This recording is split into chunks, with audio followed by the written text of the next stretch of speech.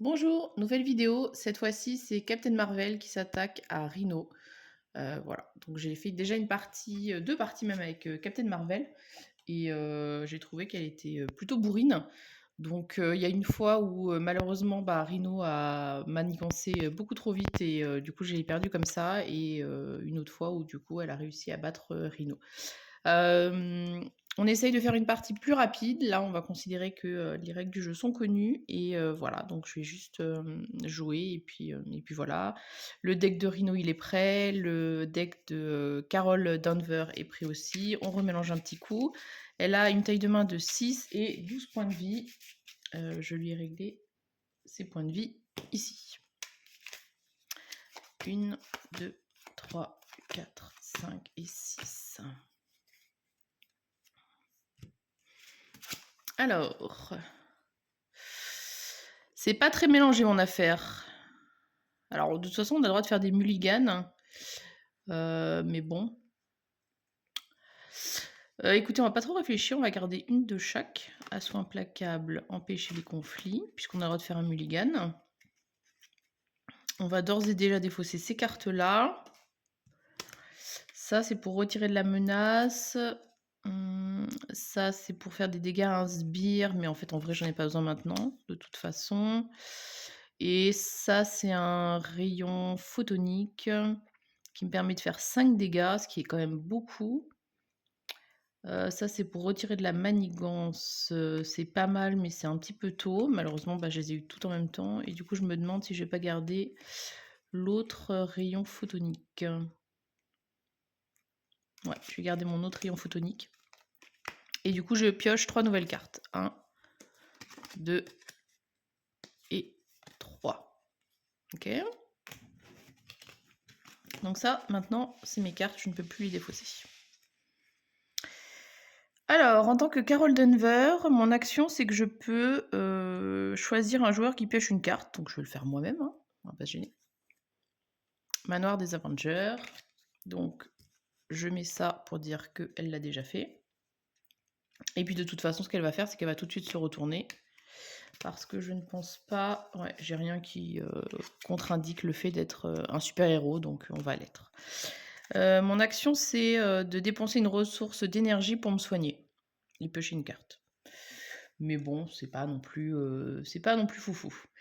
Ce que je vais faire, donc j'ai un allié aussi que je pourrais mettre en piste.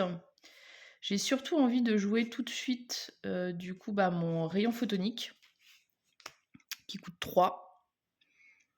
Donc pour ça, je vais défausser mon génie.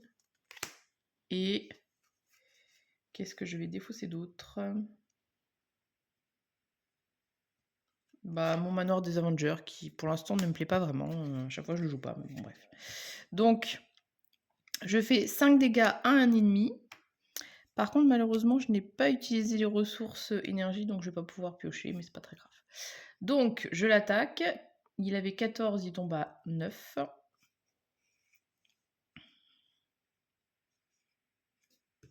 Et je défausse cette carte puisque c'était un événement. Est-ce que j'arriverai à lui en remettre un dans la tronche? 3, c'est cher quand même, c'est-à-dire qu'il faudrait que je me défausse de tout. Celle-là, ça pourrait me permettre de poser Tigra, ce serait peut-être mieux en fait. Tigra, elle attaque de 2. Donc, ce que je vais faire, c'est que je vais...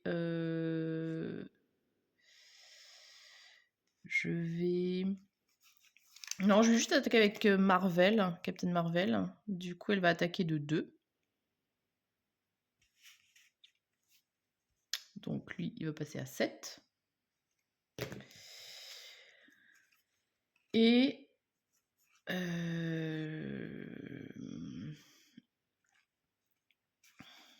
Allez, c'est pas grave, on a dit qu'on est allé bourrin. On refait un rayon photonique. Donc, il faut que je dépense 3. Donc, je dépense mes 3.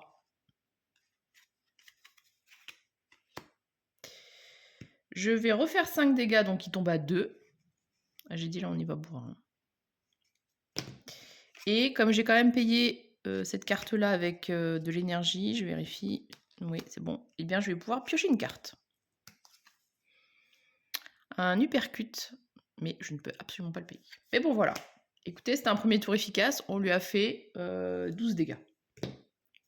Ce qui est plutôt honorable. Mon tour est fini. Je redresse Captain Marvel.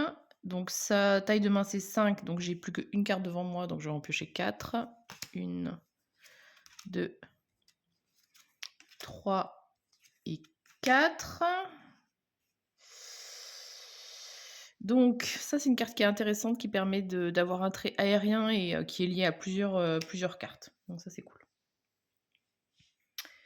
Donc ça va être au tour de Rhino. Donc il va manigancer déjà comme il fait d'habitude. On commence à le connaître. Et ensuite, comme je suis sous ma forme de héros, il va m'attaquer. Donc je peux choisir de défendre. Malheureusement, je n'ai qu'une défense de 1, donc c'est pas extraordinaire. Donc je vais choisir de prendre l'attaque, tant pis. Et on va voir de combien il m'attaque en plus. Donc il m'attaque de base de 2, plus 2, 4, rien que ça. Donc je prends 4 dégâts. Où est mon compteur? Ici. Donc je tombe à 8.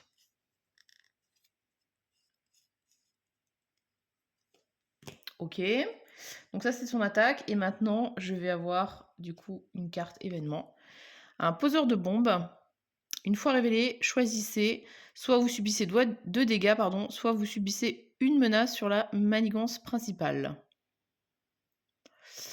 Je vais plutôt prendre une menace. Parce que pour l'instant je n'en ai qu'une. Voilà. Ça défausse. Je vais mettre plus haut parce que du coup je vais penser que c'est à moi. Donc je mets une menace de plus sur la menace principale. Ok. Donc lui il a joué, c'est à nouveau à moi. Donc de l'autre côté, si je fais de la récupération, je récupère 4 vies. Sachant que je suis tombée à 8, ça serait peut-être pas déconnant. Est-ce que j'essaye de mettre mon vol cosmique? Parce que du coup ça va me faire gagner mon trait aérien. Et comme je vous disais, ça peut me permettre de...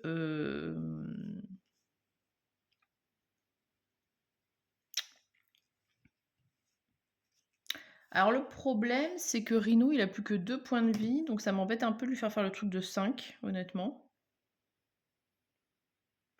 Ce que je vais faire, c'est que je vais attaquer avec Captain Marvel qui attaque de 2. Donc je l'incline. Et du coup, je fais tomber Rhino à 0. Donc j'ai battu la première forme de Rhino. Donc il s'en va. Il revient, il a donc 15.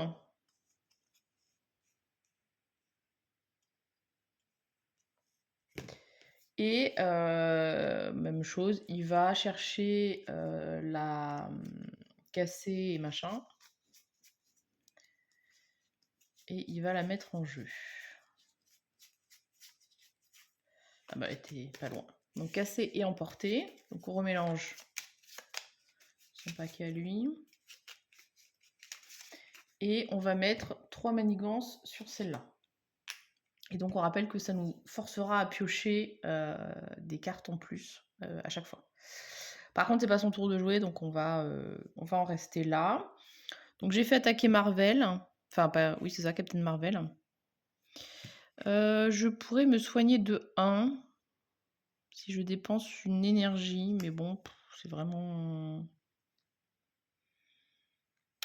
léger. Et puis soigner de 1, c'est vraiment pas terrible. Par contre, le problème, c'est que je me suis inclinée, donc effectivement, je vais pas pouvoir me soigner à ce tour-ci.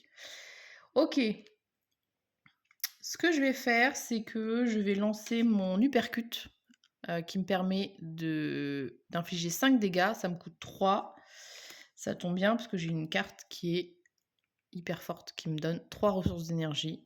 Donc voilà, elle lui met un grand coup à travers la tête et il tombe à 10.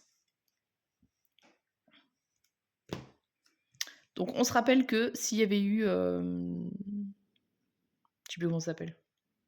Enfin bref, il y a un mot-clé sur les sbires qui parfois gardent, voilà, qui nous oblige à les taper, mais là c'est pas le cas, donc je m'attaque directement à Rhino, il n'y a pas de souci.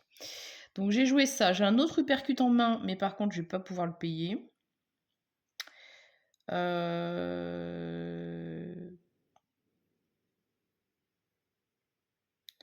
Là, j'ai mon trait aérien. Peut-être je vais... Comme je vais pas pouvoir me soigner du tout, je vais utiliser ça pour faire l'effet donc de elle. Donc j'ai dépensé, ça me permet de soigner un dégât et je vais aussi piocher une carte. Donc je pioche une carte et je me soigne de 1, je me suis perdue ici. Donc je remonte à 9. Voilà. Comme je vais pas pouvoir me soigner sur l'autre côté. Et je vais bien évidemment me tourner parce que sinon ça va être compliqué.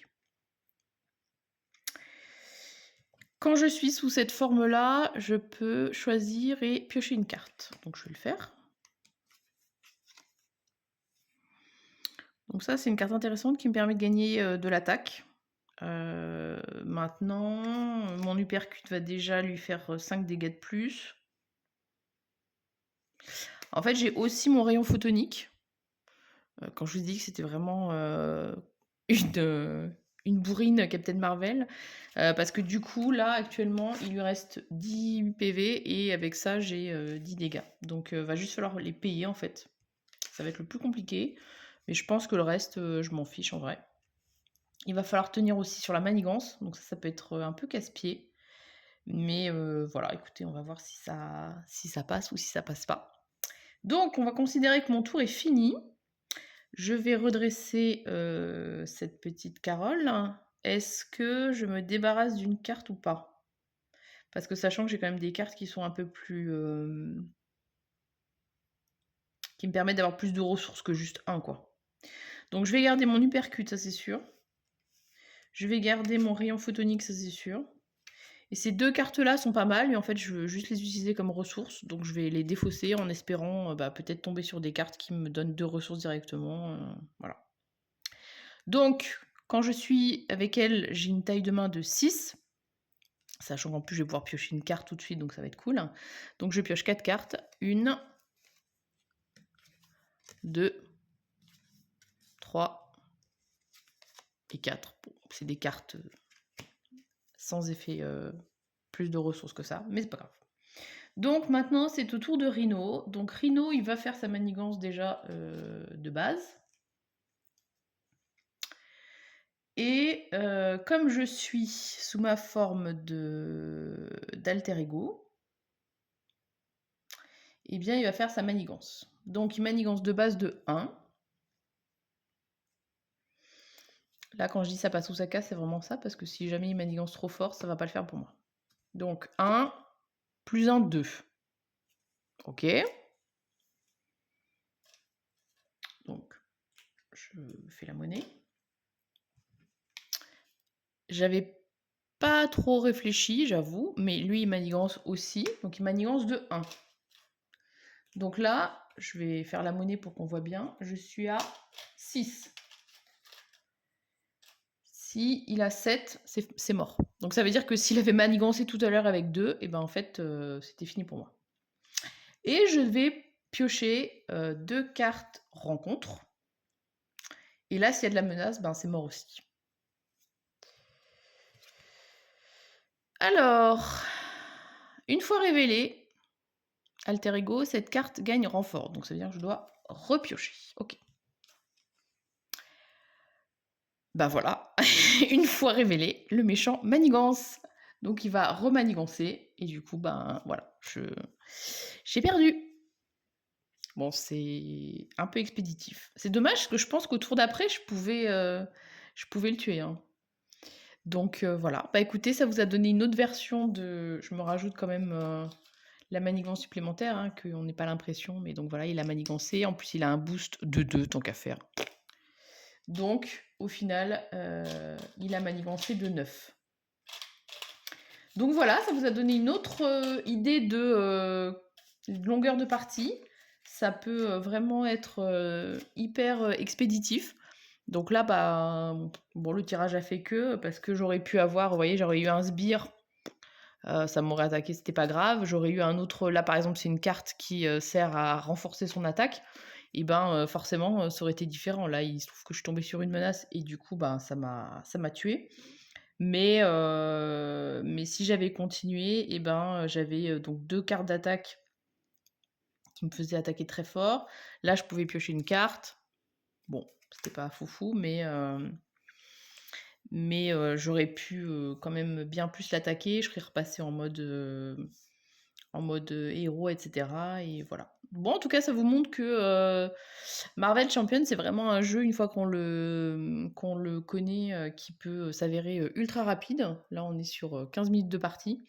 Hem, donc voilà, si on arrive à bien, équilibrer, c'est un petit peu plus long, mais des fois, ça peut être vraiment très, très expéditif, pas forcément en notre faveur d'ailleurs. Mais voilà, en tout cas, ben, très contente d'avoir testé un nouveau personnage, et puis, ben, après moi j'avoue que j'ai un petit côté un peu casse-cou où, j'ai tendance à des fois vouloir, juste, essayer, voir si ça passe et puis si ça passe pas, tant pis. Donc là, en l'occurrence, c'est pas passé. Mais voilà, à bientôt.